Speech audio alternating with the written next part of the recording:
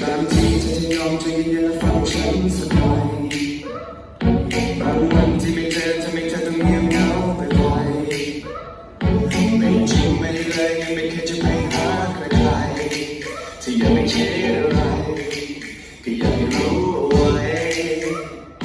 ก่อนนั้นเธอจะทำอะไรก็ใจนึกสบายตอนนี้เธอจะทำอะไรฉันใจหายตลอดอยู่ไม่ได้ไม่เห็นใจฉันยังไงก็จะไม่คิดอะไรให้ฉันคิดได้ไหมก็ทุกเรื่องเหมือนกันไม่อยู่